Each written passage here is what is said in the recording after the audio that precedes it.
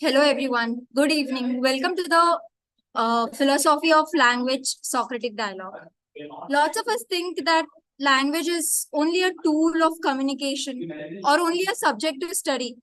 But understanding philosophy of language helps you with dealing abstract problems. Uh,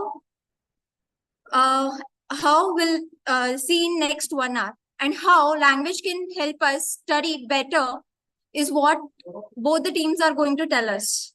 So we can start with both the teams first introducing themselves and their team names. Okay, I'll begin. So I'm Angar. I'm a product manager at Deep Thought, and yeah, I'm from Team Wordsmiths. I'm Anjika Garg, and I have been in Deep Thought for the past 3 months, and I'm working as a UI designer, and I'm from Team Wordsmiths. Hello, I'm Sahil Soni. I'm working from last 2 months as a data scientist in Deepwood.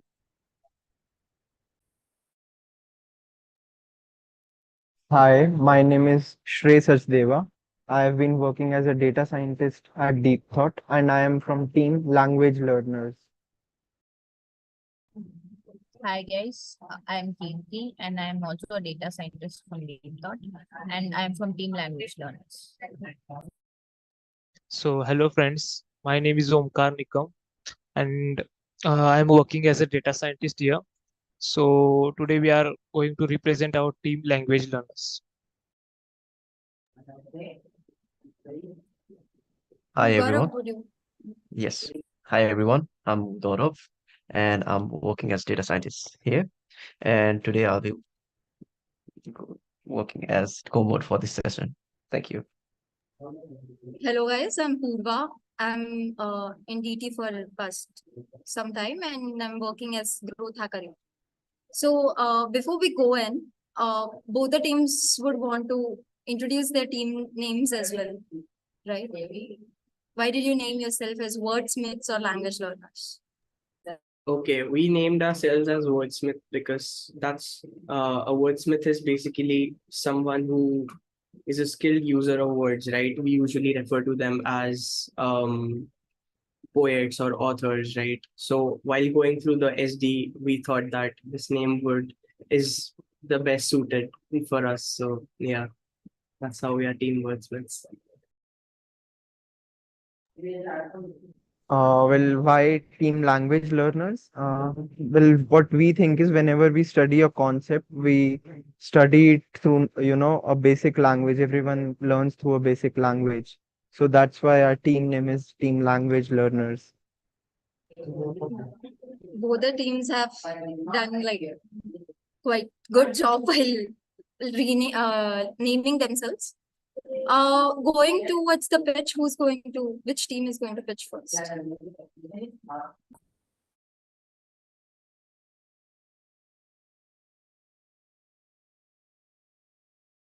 Guys, which team would want to pitch first?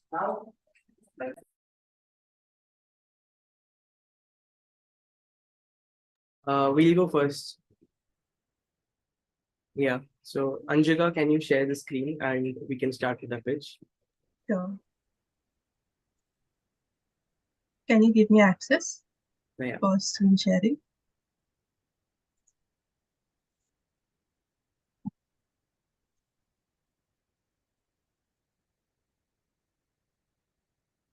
All right. Hi everyone. We are Team Wordsmiths as we introduced ourselves, and our how we started is we started to think about how we study something currently before we prepared for this. So we are big fans of first principles by Aristotle, right? That is basically breaking down any problem statement into as small pieces and as simple components as you can't to a point where you can't break it down any further, right? And that is a great starting point. And from there, we build up piece by piece and start to reason what the text has to say. And we deduce insights and explanations from what the author also is trying to communicate, right? So that was our strategy until now. So we can go to the next slide, Anjika. Yeah. Is it visible? Yes.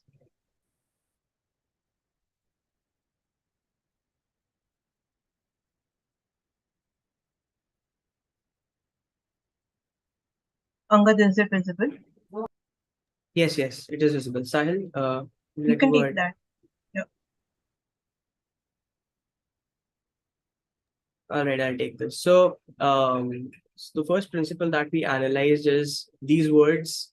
The different sort of text that we read, they basically point at different social customs, right? And it reflects what different traditions have to offer, and it gives a different context into things. What I mean to say is, we can look at things from a different lens because of different demographic factors which are mentioned in the slide. Some of them maybe history, economics, their geopolitical situation, right? Now over to Sahil to pick it up from the next principle. Okay. So, what is the black boxes and voids? I'll tell you. Whenever you talk about any incident or any context, just like we're talking about one incident, you don't know what is the behind the scene going on. Just like take an example, I'll send you a message, you don't know what is I'm doing. You just know I'll send you a message. But I'll open a screen, write a text, and send you the message. So what is black box? There is a complex method behind the sentence. So that's all.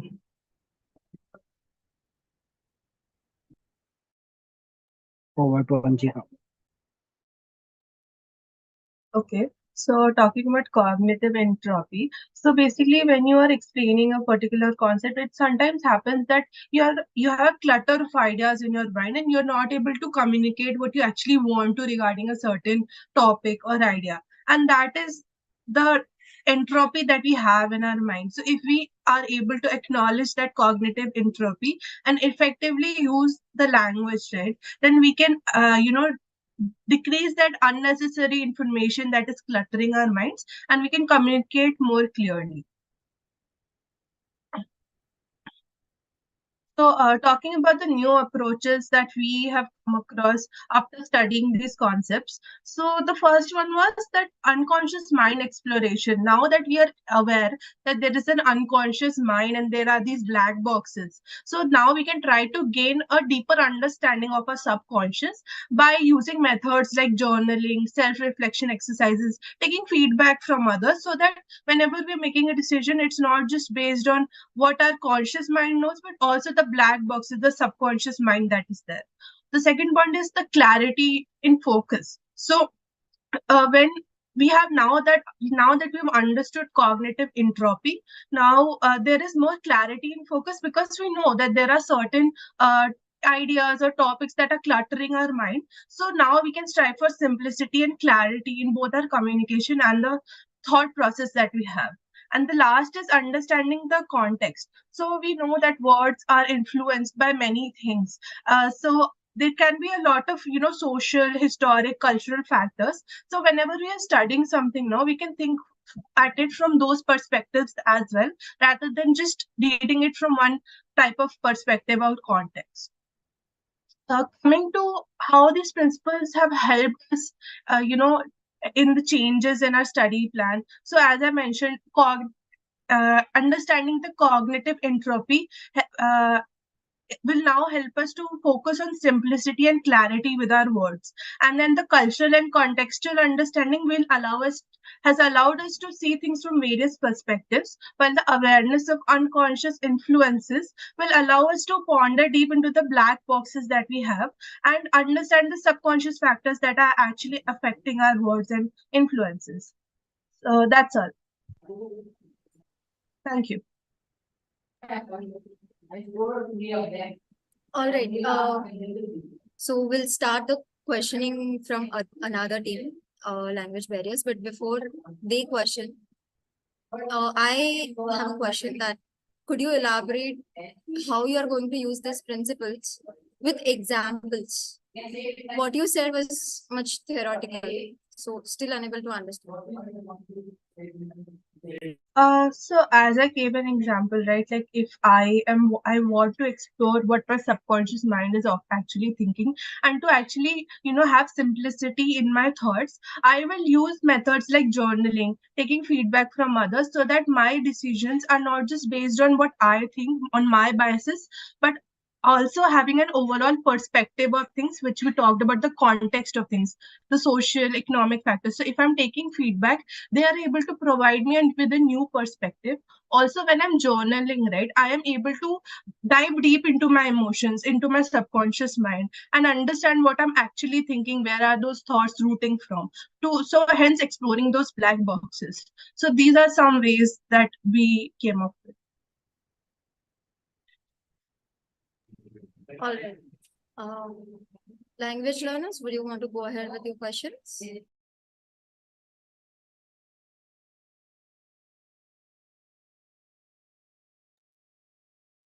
Yes, I would want to go with the question. You just mentioned about, reducing in cognitive entropy would help in journaling. So can you please elaborate on that part more? Like, how will it actually improve your journaling? No, I think there is a misunderstanding there. So, when we are journaling, we are able to write, it's the other way around. When we are journaling, we are able to write our thoughts, we are able to organize our thoughts, right? So, it some way helps us to organize our thoughts. And cognitive entropy is basically where you have a lot of random thoughts in your mind and you're not able to, stick to a particular idea and talk simply about it. So, when I'm journaling on my thoughts on a page, then it helped me to align my thoughts and have all those thoughts in one page so that I have more clarity of my thoughts. So journaling helps to reduce cognitive entropy.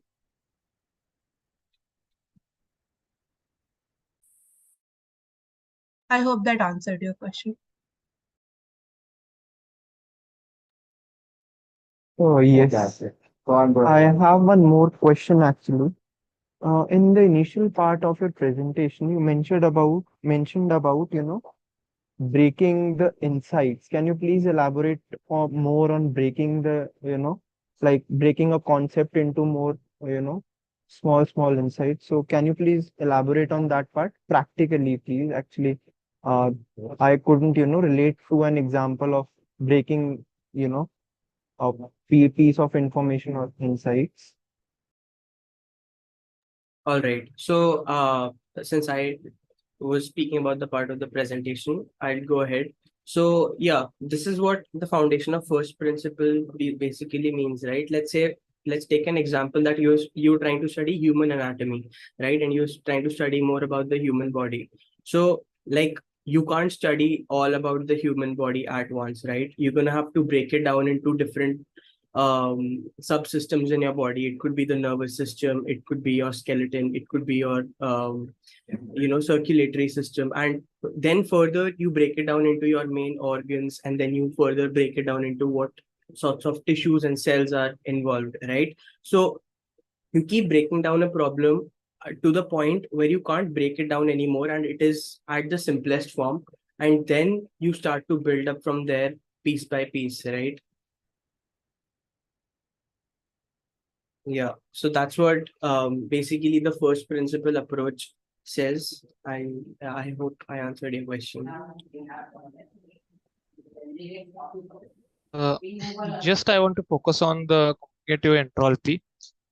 Just I want to know whether it is a drawback or it is an advantage.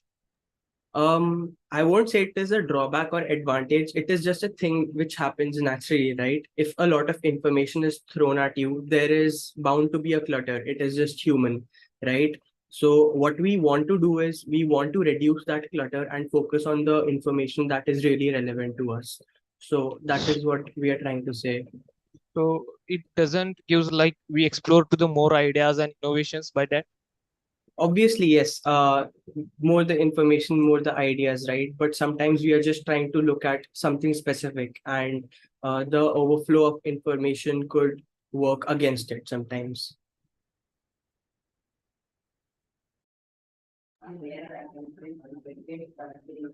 All right, language learners, do you have any more questions?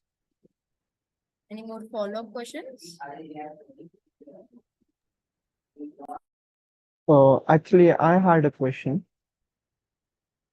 Can you please, elaborate more? How could you relate, breaking, a subtopic in, how can you relate it with, how can you, basically break something, break the concept and relate it with, syntax, semantics, and semiotics?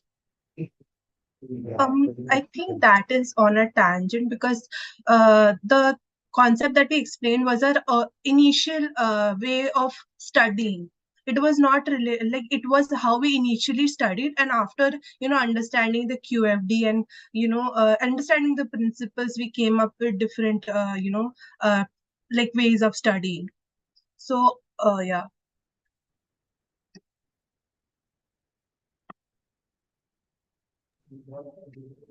Uh, Shrey, does this satisfy you, or you had some question in mind? Just we are not getting the clear idea of what they are.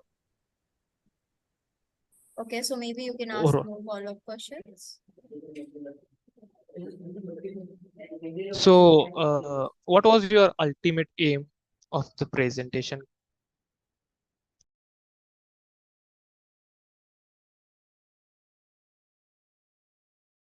Okay, let me rephrase it a bit. So I guess what they're asking is how ultimately does all the principles that you have studied or told us help you to study better? That's what you mean, Omkar? Yes, they talk about the one technique, breaking the big problem into small problems, right? That's the one thing. But is the only one that the thing they explained, or there is something which we lack taking up? Okay, so based on all the principles that we have mentioned, let me explain with an example, right? Like cognitive clutter, once you're aware about it, and now that after going through this QFD and this discussion, right, whenever you are introduced to a new concept, you would always be aware that, okay, there is a possibility that I might be overburdened with information and I need to focus on only what is relevant to me. So now that you already know about the cognitive clutter that has been unconsciously going through your mind, right? You would be aware of it, and you would it's obviously a practice, and slowly you would only focus on the information which is which you are trying to grasp. But isn't it making you to think, stopping you from thinking out of the box? No.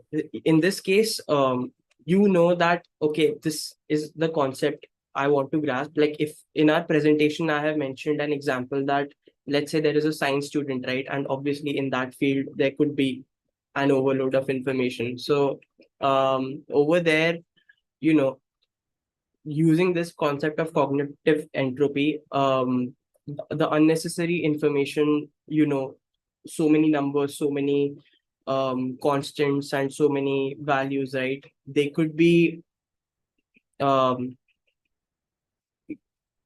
they can cause a clutter in your mind, right? So getting rid of that and trying to focus on what you really want would be the approach.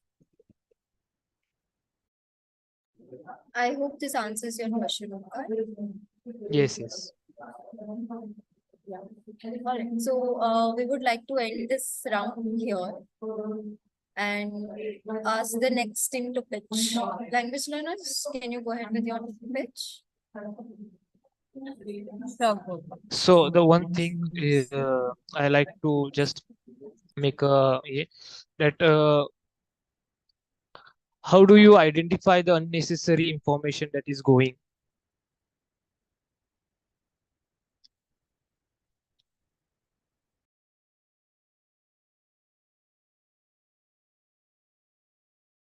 Uh, So yeah.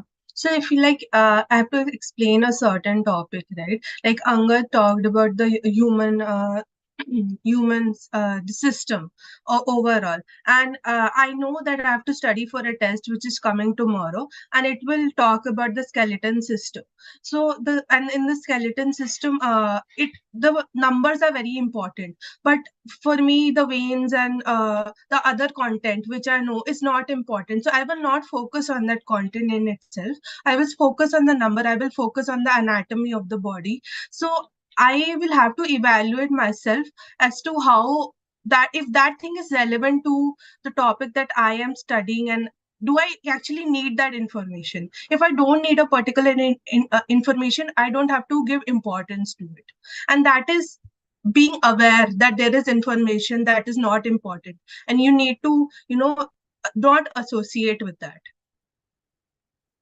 If I Does that make sense? Yes, but not exactly. But that's the thing. You will, what you can say, you will think of the ultimate goal that I want marks, I want that. So according to that, you will grasp the knowledge, right? Is Yeah. it something you tell? Yeah. So what is the question? I'm confirmed. Is it the thing you are Yeah, telling? yeah. Like according to your ultimate goal, you identify what is important information to you and focus on that. I have a follow-up question. Can I go for it? Sure.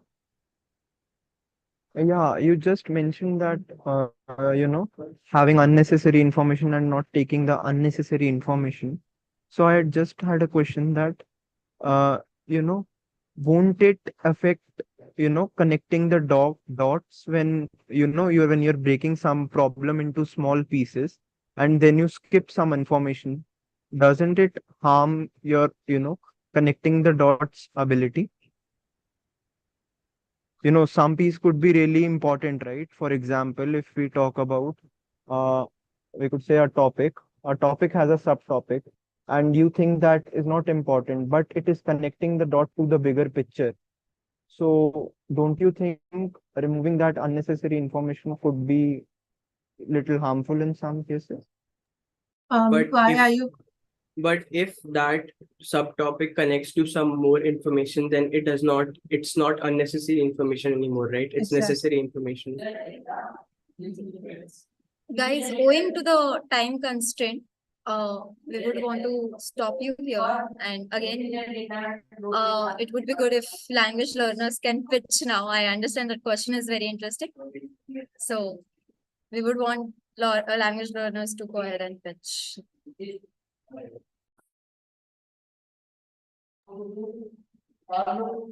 Language learners, you get 3 minutes from here. So Sure. go ahead. Okay.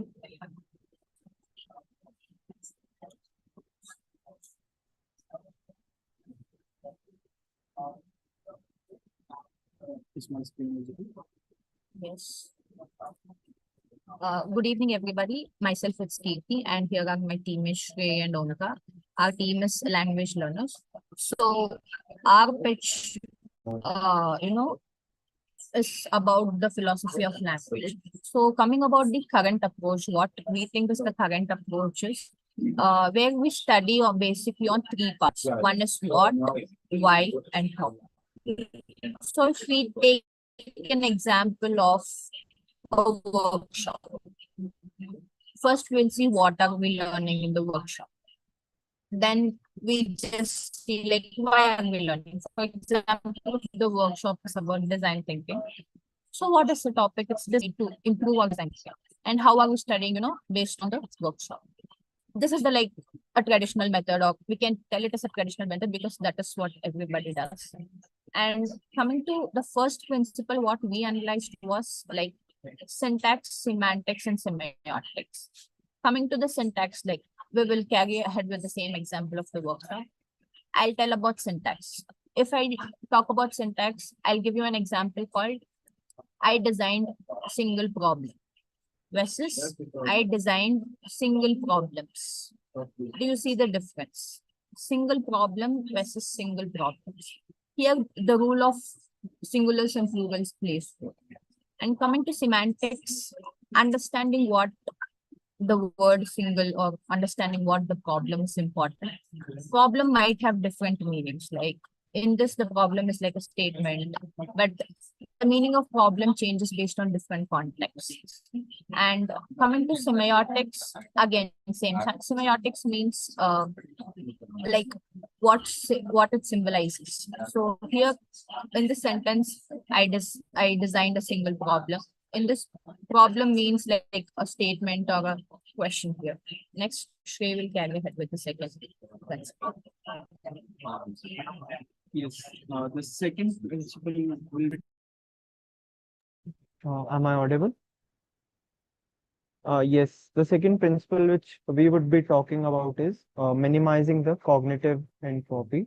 Well, talking about, whenever we are going to a workshop, I'll carry with the same example. When we go with a workshop, some random thoughts come to our minds, right?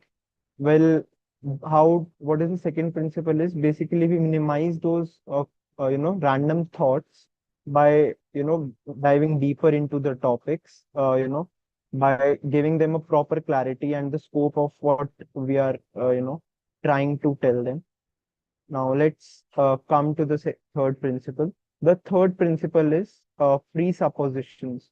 The presupposition is basically whenever we are going through a workshop, the learner makes some assumptions or some we could say some of the points which he has in mind, which he learns from the workshop. Or whenever we join a workshop, we have something presupposed in our minds that we'll be doing this in our workshop. So presupposition is clearing those presuppositions into something new, or is he correct or not, is basically what is called the presupposition. Yes, now the new approach which we actually found out will be explained by Omkar.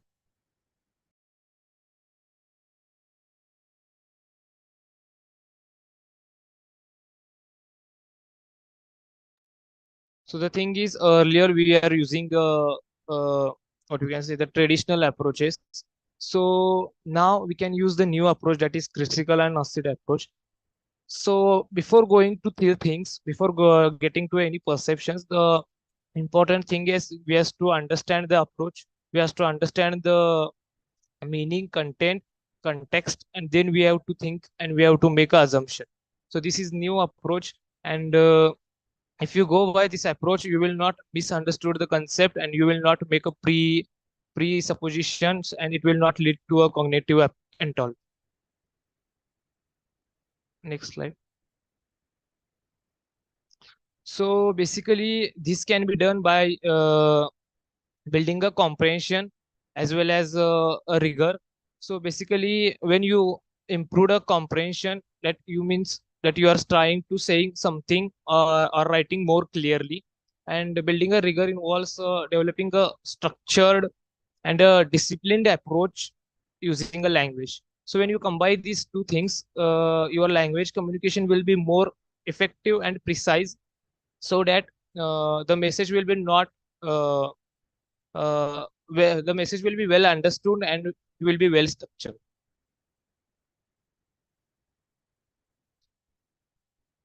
So to sum up, recognizing how language, context, and culture works together is important for studying the things better.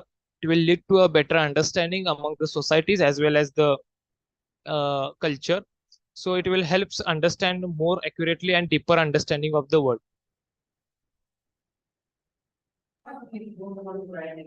All right, thank you for your pitch, team language learners.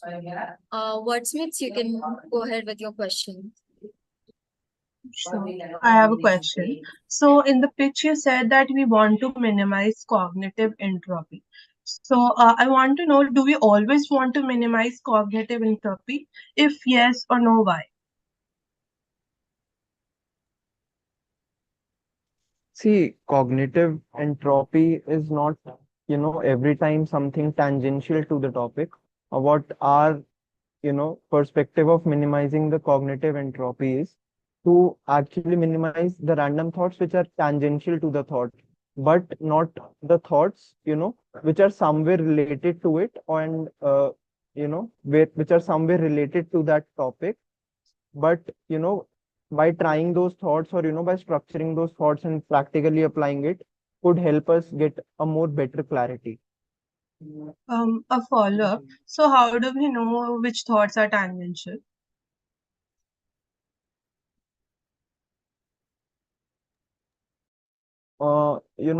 Whenever we talk about, tangential thoughts, we could take it by an example. Whenever we are learning, let's suppose we had a machine learning workshop, yesterday. So if we talk about, the topics were supervised learning, unsupervised learning, and reinforcement learning.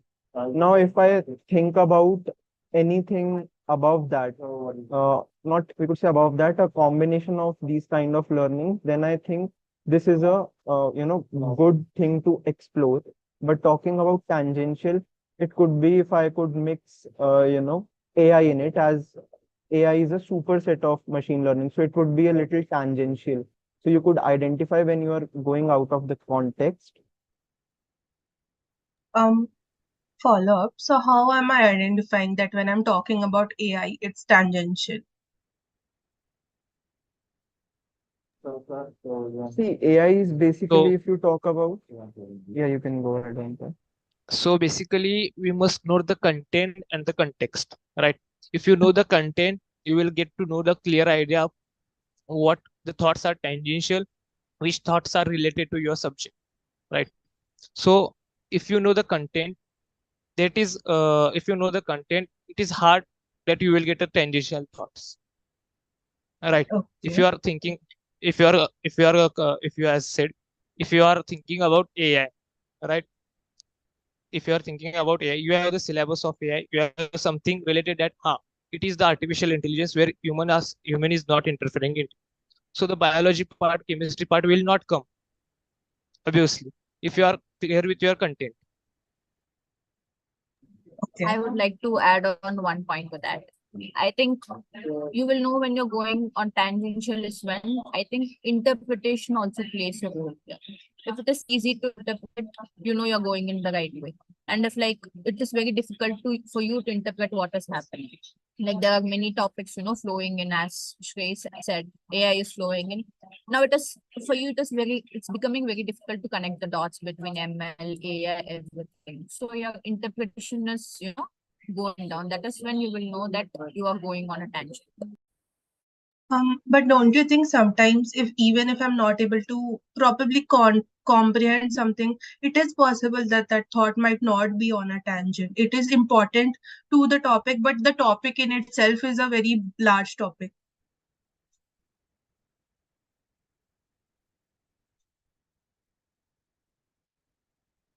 Can you reframe your sentence, please?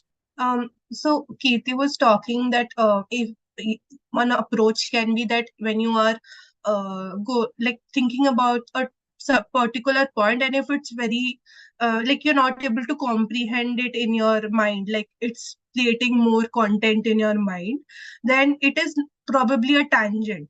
But sometimes it can happen that the topic in itself is a very large topic, a very vast topic, and it might the point might not be on a tangent, but and it is important, but still you're not able to comprehend it because the topic in itself is very large. Yes, okay, I'll answer your question. So when the topic is very vast, obviously it will have some connections between all the topics. When there are no connections is when we will be like unable to interpret or difficult to interpret.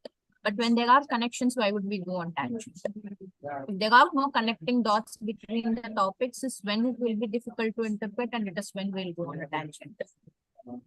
Right, makes sense.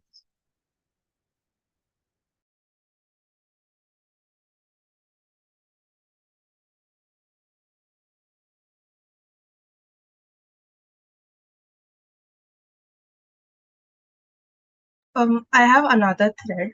So, you guys said that we want to, like, we all have some assumptions in our mind. Like, when we are attending some particular thing, we might have some assumptions, and we want to clear that assumptions before doing something. So why would you want to clear those assumptions? Okay, let me explain this. So if if you had a workshop, if you went to a workshop which previously, suppose of AI, like that was boring. Hmm, that was boring. You are not interested. Didn't get any knowledge from that.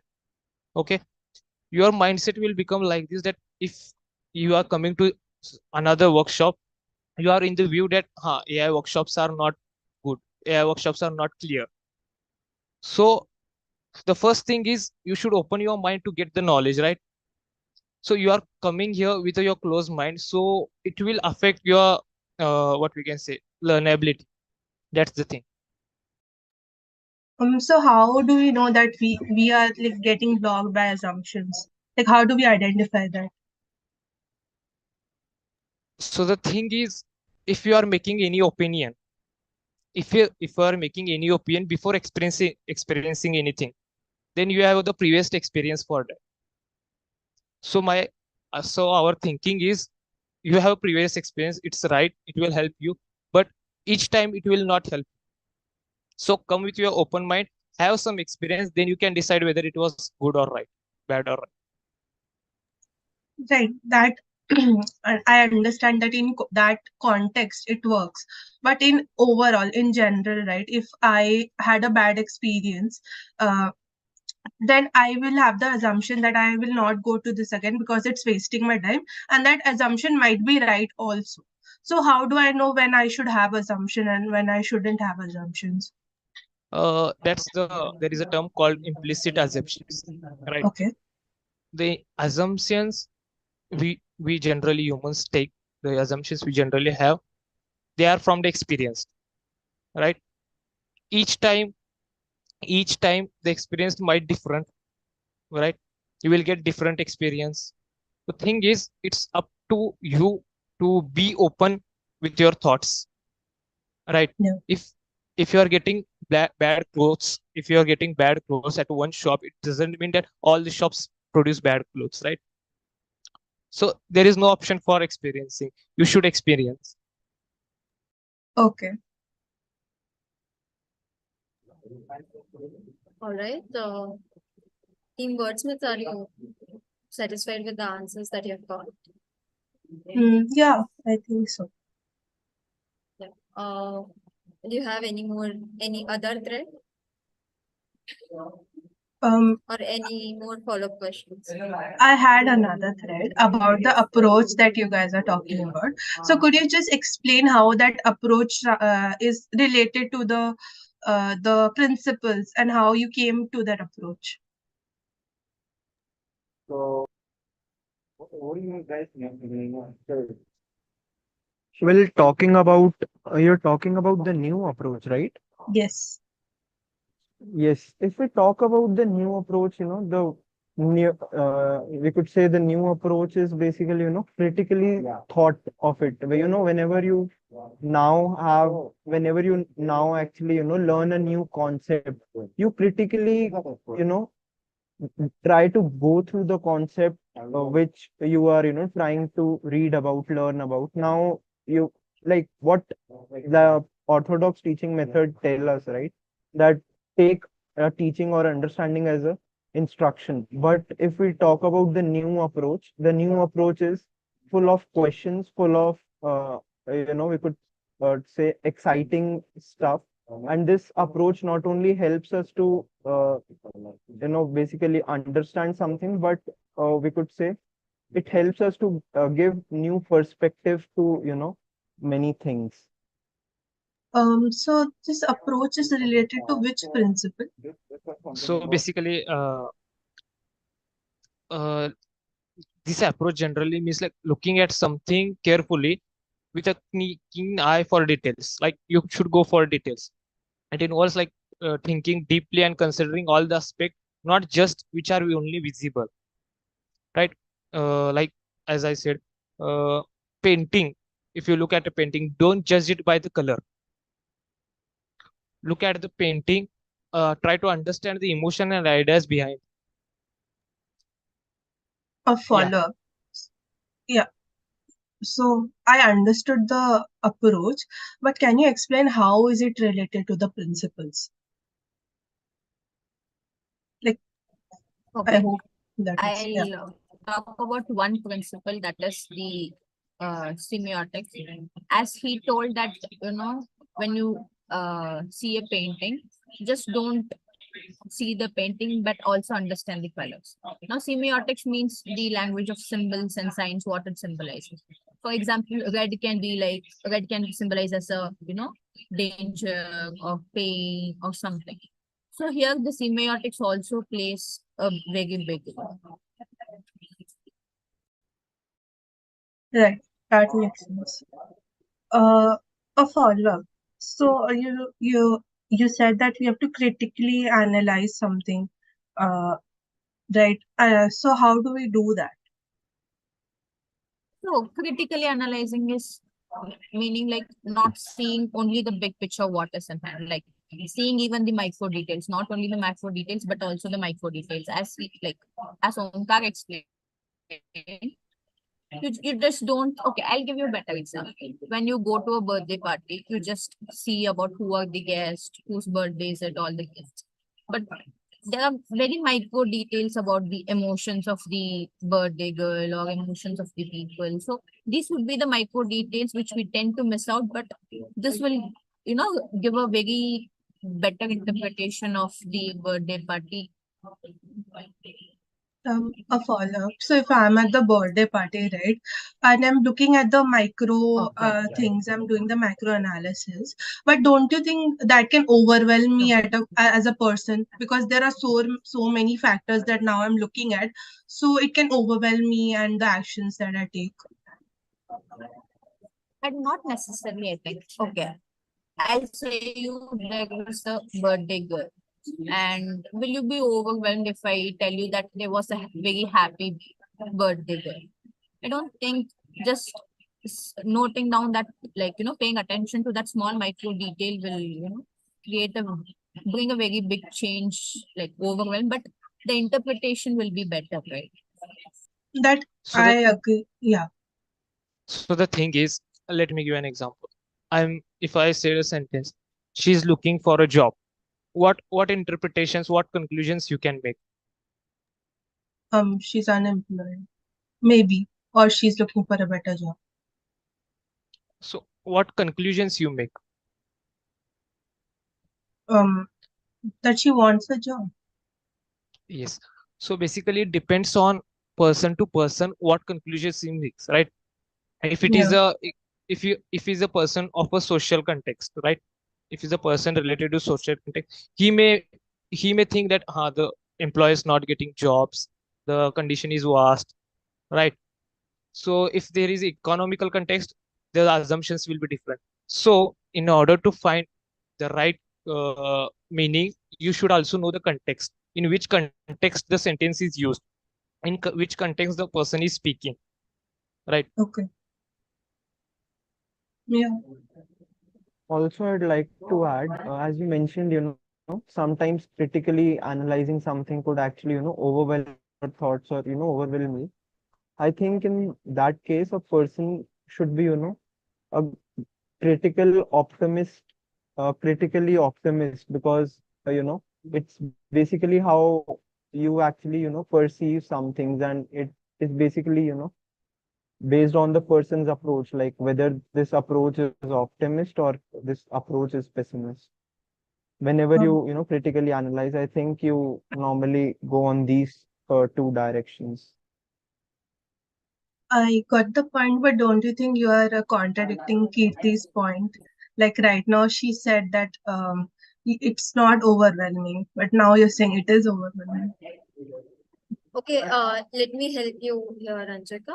Uh, so what they are trying to say is those details are not different from the whole picture itself. I mean, the main picture. They are connected to that main picture. In order to get better understanding of that main picture, or let's say wholesome understanding of that main picture, you would want to know those details so that you have a better interpretation of the whole picture. Right. And my follow-up to that was that it can be overwhelming for a person, to which Kirti said that it is not overwhelming. But Shri said right now that it can be overwhelming sometimes. So don't you think that contradicts?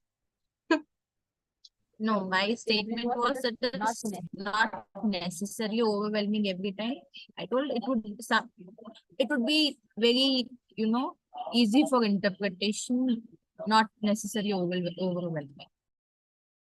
Okay. All right, guys.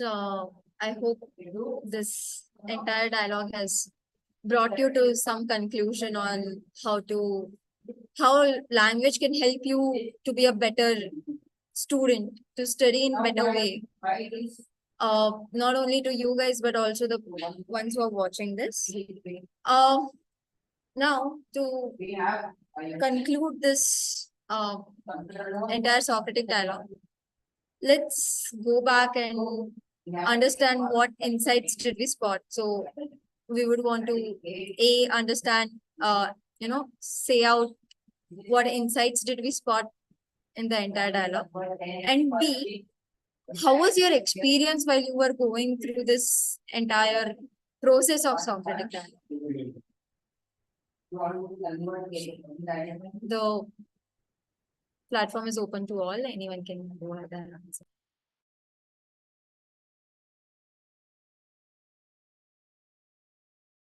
So basically, the team Wordsmith, I enjoyed a lot. They the thing that they told that break the problem statement into small pieces, then find the answer, and it will not lead to cognitive entropy. It will decrease your confusion, and that was the thing they tried to explain, and they explained it well. So I'm in the view that yes, if you are breaking the problem statements in the small parts, definitely it will help you. And the thing is, from our side, uh, from our side, our thinking thought process was like, if there is a problem, okay, don't see overall the problem, just see the minute details, and then go to the problem. It is about language, it may be of language or any problem, right? So the session was very brainstorming. Like I was expecting questions, I was getting questions, and it was going in my mind, what should I answer, and all these things. It was quite. All right, thank you for your insights on that. Anyone else would want to go in? I Yes, think I Anshika. completely agree with Omkar. It was a very stimulating conversation. The questions were actually like they were making us think, and philosophy of language in itself is very, you can say, philosophical. Like you have to think a lot in directions which you don't think usually, because we are so caught up with our lives. So I think it was a new thing that we've done, and it was very enjoyable. Thank you.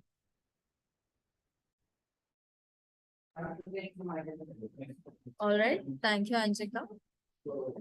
Yes, Shreya, you wanted to go in? Okay, yeah. Coming to my insights was one was about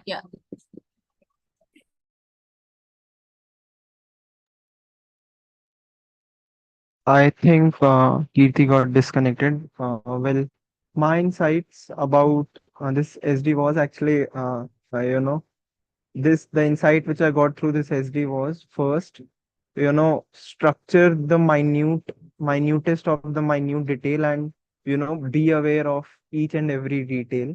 So the insight which I got was this. Second was to actually structure and articulate it well. The second insight which I got through this session. Well, uh, now answering the second question. The second question, I really enjoyed being a part of SD, as Anjika and Omkar mentioned, as this was really stimulating, and it actually was making us think on each and every point. We could say that thinking on each yarn of the thread, actually, if we could say that, right? So it was really brainstorming and, really kind of stimulating. Thank you so much. All right, Shrey, I have a question for you here. You said that you understood that it is important to structure minutest detail that is possible. But if we structure the minutest detail, aren't we delaying our understanding of that particular? Well, what I think is structuring the minutest detail means here, like, I think I articulated it in the wrong way, but my point was to structure it, well, not only to structure it well, but to have a clear understanding why are we structuring in that way. That was, the meaning of my articulation. That's the thing now. Make sharp your weapon for 55 minutes, then you can cut the wood in 10 to 15 minutes. All right, interesting example, Omkar. Anyone who would want to share the experience of the process of Socratic dialogue, like from the start when you prepared for it to when you presented it?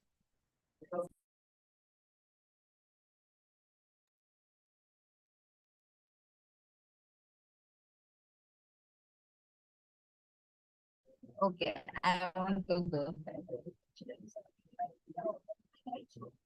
Am I audible? Yes, Kriti. Yes, Kate. Go ahead. Okay, so first of all, this is my first live ST, so I wanted to share that experience. So yesterday I sat down and first read all the questionnaires, then reading the questionnaires only made me critically think, oh, language has this much, content, context, interpretation, meaning, so many things. So it was like too much of rules in the language. We just simply speak a language without thinking these much. So, but yesterday, this really made me think, yeah, language has so many rules, so many words, and the meaning changes based on different context, everything. Then while today we were trying to come up with the pitch, so while writing the principles we came up with like few principles, but Omkar's principle and Shrey's principle about the presupposition was something different, which got a different perspective of how we can use a proper language than the new approach what we saw.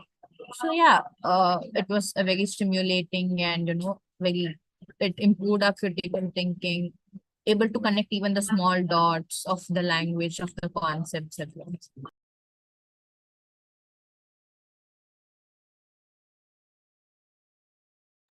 All right. Any more experience anyone wants to share? Yeah, Okay, go ahead, Sai. it's also my first SD, so firstly got NGS about the SD library and I start preparing for the principles and find a lot of some principles and then try to find out the question from a lot of questions, make it short and then prepare the question on it, and it's quite interesting and a great experience with you.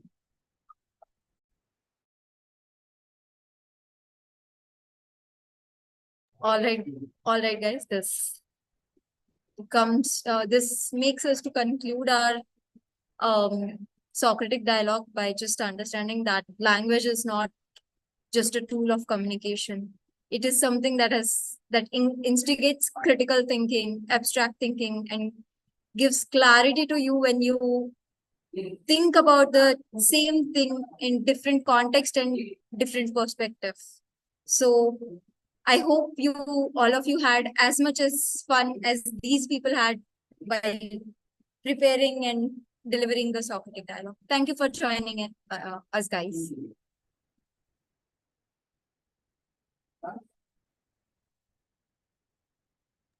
Thank you. Thank you, Purva. Thank you. Thank you. Thank you, everyone.